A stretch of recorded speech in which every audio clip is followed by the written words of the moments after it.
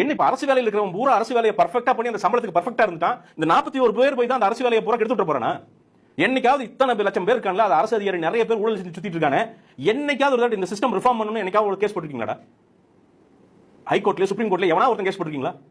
போட்டு எங்களுக்கு ரிஃபார்ம் பண்ணணும், இப்படி வந்து அரசுக்கு பணம் வந்து இப்படி வீணா போயிட்டு இருக்கு அப்படி வேணா கேஸ் போட்டுருக்கீங்களா? அதெல்லாம் பண்ண மாட்டீங்க. நீங்க அந்த 41 பேர் கிடைச்சிருச்சுன்னா இது என்ன பண்றது அப்படின்னு என்ன மைலேஜ் இதுல வரப்போகுது? என்ன பொலிட்டிக்கல் மைலேஜ் இதுல வரப்போகுது? மக்கள் நான் அடி முட்டாள முதல்வர் ஆகிறாரு, எடுத்து ஒரு அரசு செய்ய வேண்டியது செய்யற. அப்படி கள்ளக்குறிச்சி சம்பவம் ஒரு அரசு செய்ய வேண்டியது அன்னைக்கு இருக்கிற அரசு பண்ணுச்சு. ஏன் இதுல என்னையா உங்களுக்கு நீங்க ஸ்கோர் செட்டில் பண்ணணும் அப்படின்ட்டு வந்து ஏன் அந்த குடும்பங்களுடைய வாழ்க்கையை அழிச்சுடுறீங்க, சீரழிச்சுடுறீங்க? இதுக்கு மக்கள் தக்க பாடம் போட்டுவாங்க உங்களுக்கு. பொதுமக்கள் வந்து பாத்தீங்கன்னா ஏன் அப்படின்னா இது எல்லாமே பர்ஃபெக்டா இருக்கு, எல்லா அப்பாயின்மெண்ட்ஸ் இங்க தமிழ்நாட்டில் நடக்கிற எல்லாமே சரியா இருக்குது, இது ஒண்ணு தவறா நடந்ததுன்னா நீ கேஸ் போடுறது நியாயம்டா, சத்தியம்டா, சூப்பர்டா. நீ திமுக காரன் சொன்னதை வச்சு தான் கேஸ் போடுறேன். ஏன்னா அவன் நேரா கேஸ் போட்டான்னா அவனுக்கு மக்கள் மத்தியில் வந்து பாத்தீங்கன்னா இப்பவே வந்து பாத்தீங்கன்னா ஓட்ட பெருங்காய டப்பா நிக்கிறாங்க. இன்னும் வந்து அந்த டப்பா காலி ஆயிடும் உங்களுக்கு நல்லா தெரியும். வாயை முடிட்டு கோடி கோடி அத்தனை லீக்கேஜ் ஆயிட்டு இருந்துச்சு 5 வருஷம். எவனாவது நின்று கேட்டிருக்கீங்களாடா?